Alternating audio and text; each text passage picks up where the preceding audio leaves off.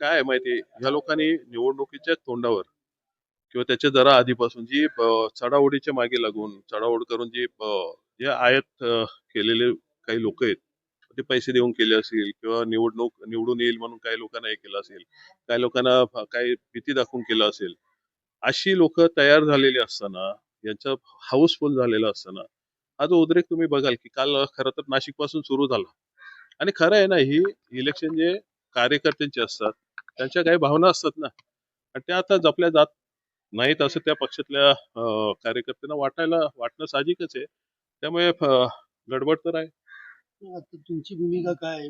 शिवसेनेबरोबर तुमची ठाकरे गटाबरोबर युती आमचं झालेली एकदम किती छान चाललंय. किती जागाची बोलणी झालेली आणि पुढं कधी EV फॉर्म वाटप होणार आहे?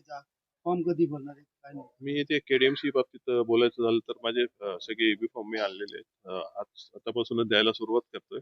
कारण फॉर्म भरायला आता फक्त 2 दिवस राहिलेले आहेत. उद्यापासून आम्ही फॉर्म भरायला सुरुवात करतोय. जागा वाटणी आमची व्यवस्थित झालेली आहे. सगळ्या बाबतीत सहमती चांगली आहे. एकंदरीत चांगलं वातावरण आहे. 2 भाऊ एकत्र आलेत म्हणून मराठी माणूस खुश आहे. आमचे इच्छुक उमेदवार खुश आहे. जमिनीवरची लोक रिस्पॉन्स देतात की चांगलं चाललंय. तुम्ही हे आधीच व्हायला पाहिजे होतं आणि कुठेतरी एक चांगला रिझल्ट येईल या आशेने इच्छुक उमेदवार असतील, आम्ही असू, तर एकंदरीत चांगलं वातावरण आहे निवडणुकीच्या दृष्टीने. फॉर्म्युला काय आहे? मनसेला किती जागा आणि फॉर्म्युला असा काय नव्हता. आम्ही साधारण एक 54-55 जागा 122 पैकी मनसेसाठी राखीव ठेवलेल्या आहेत त्यांच्याकडनं. बाकीच्या ज्या उरलेल्या जागा आहेत त्याच्यात शिवसेना आणि त्यांचे मित्रपक्ष असतील, राष्ट्रवादी असेल, काँग्रेस असेल, त्यांना कशी ऍडजस्ट करायची ते करून घेणार आहे. या प्रकारचे एक फॉर्म्युला निघालाय. 1 तारखेपासून प्रचाराला सुरुवात होते. तर उद्धव ठाकरे किंवा राज ठाकरे हे दोन्ही यांच्या सभा होणार आहेत.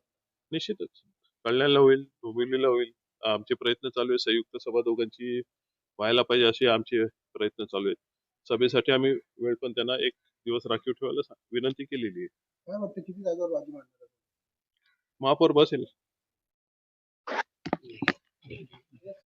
अल्पावधीतच लोकप्रिय झालेला भारताचा बुलंद आवाज आपला Bharat channel subscribe, share, like आणि कमेंट्स करायला विसरू नका.